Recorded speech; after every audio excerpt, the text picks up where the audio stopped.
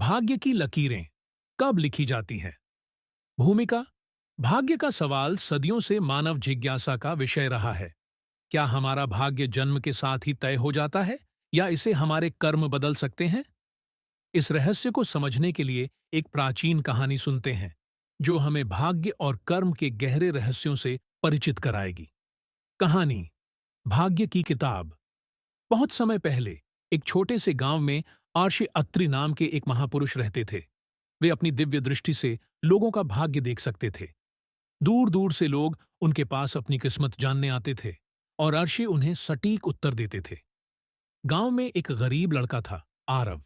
वह बचपन से ही मेहनती था, लेकिन दुर्भाग्य उसका पीछा नहीं छोड़ता था। उसने सुना था कि ऋषि अत्रि बता सकते हैं कि भाग्य कब और कैसे लिखा जाता है।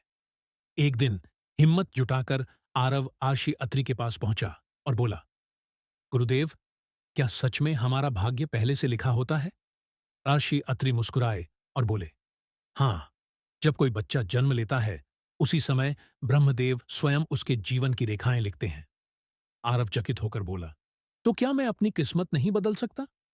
राशि ने गहरी सांस ली और बोले, भाग्य का लेखन निश्चित होता है, लेकिन यह पत्थर की लकीर नहीं होता। ईश्वर तुम्हें अवसर देता है कि तुम अपने कर्मों से इसे बदल सको। आरव ने हिम्मत जुटाई और पूछा, क्या मैं ब्रह्मदेव को अपना भाग्य बदलने के लिए मना सकता हूं? आर्षि मुस्कुराए और बोले, अगर तुम्हारे कर्म सच्चे हैं तो ब्रह्मदेव भी तुम्हारी मेहनत का सम्मान करेंगे। यह सुनकर आरव ने तय किया कि वह अपनी मेहनत से अपना भाग्य बदलेगा। उसने कड़ी मेहनत की और धीरे धीरे उसकी जिंदगी बदल गई। आज वह वही गरीब लड़का एक सफल व्यापारी बन चुका था।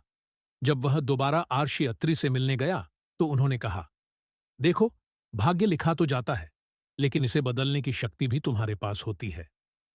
सीख। यह कहानी हमें सिखाती है कि भाग्य जन्म के समय लिखा जाता है, लेकिन हमारे कर्म उसे बदलने की शक्ति रखते हैं। यदि हम सच्ची मेहनत और ईमानदारी से प्रयास करें, तो कोई भी रेखा हमें सीमित नहीं कर सकती।